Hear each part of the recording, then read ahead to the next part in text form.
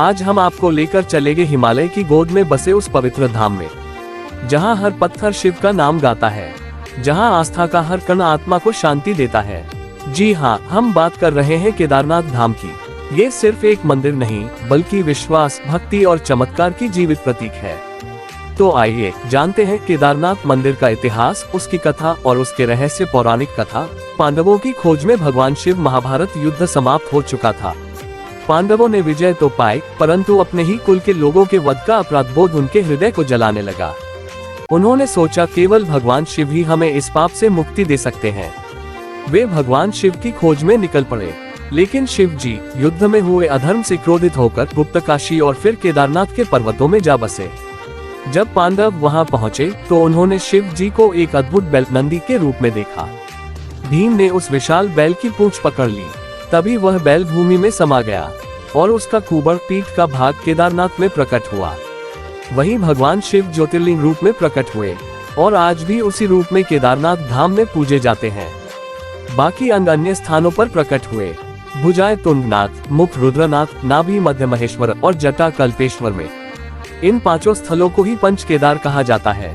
कहा जाता है कि इस मंदिर का निर्माण स्वयं पांडवों ने करवाया था। बाद में आदि गुरु शंकराचार्य ने 8वीं शताब्दी में इसका पुनर्निर्माण करवाया। यहीं पर उन्होंने महासमाधि भी ली। मंदिर के पीछे आज भी उनकी समाधि स्थित है। केदारनाथ मंदिर कठोर पत्थरों से बना हुआ है। इतनी ऊंचाई पर बना यह मंदिर मानव निर्माण और दिव्य शक्ति का अद्भुत संगम है। पूरा उत्तराखंड प्रकृति के प्रकोप से कांप उठा। भयंकर बाढ़ और भूस्खलन ने केदारनाथ क्षेत्र को तबाह कर दिया। हजारों लोग मारे गए, पर आश्चर्य की बात, केदारनाथ मंदिर अक्षत रहा। मंदिर के पीछे एक विशाल पत्थर भीमशिला आकर रुक गया, जिसने मंदिर को जलप्रवाह से बचा लिया। लोगों ने इसे भगवान शिव की कृपा और चमत्कार माना। आज भी वह भीमशिला मंदिर के पीछे खड़ी है, मौन परंतु साक्षी उस दिव्य रक्षा की। केदारनाथ भगवान शिव के तपोमय और करुणामय स्वरूप का प्रतीक है। यहाँ आने वाला हर भक्त अपने भीतर एक अनोखी ऊर्जा महसूस करता है। कहा जाता है कि जो भक्त श्रद्धा से केदारनाथ के दर्शन करता है, उसे मोक्ष की प्राप्ति होती है।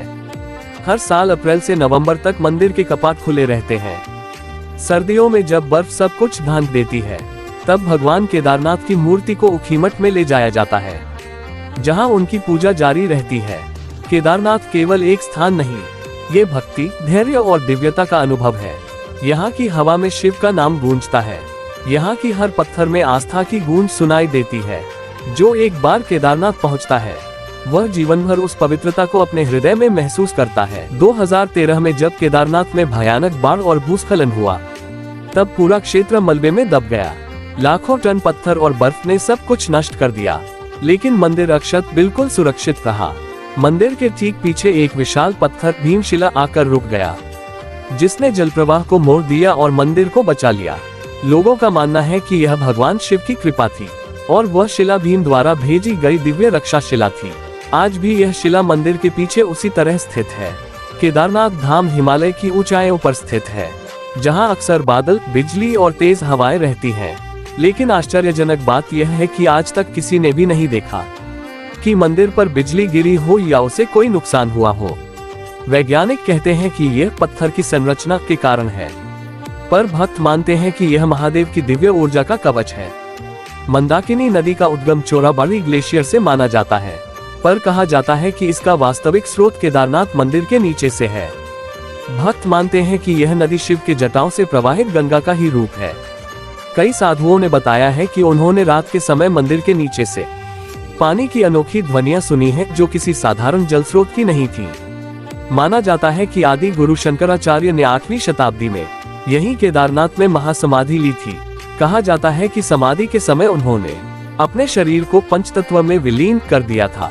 आज भी मंदिर के पीछे उनका समाधि स्थल है, जहां ध्यान करने पर कई साधक अनुभव करते हैं कि वहां ऊर्जा प्रवाहित होती है। स्थानीय लोग बताते हैं कि सर्दियों में जब मंदिर बंद हो जाता है, तब भी कई बार मंदिर परिसर से हल्की घंटियों की आवाजें सुनाई देती हैं।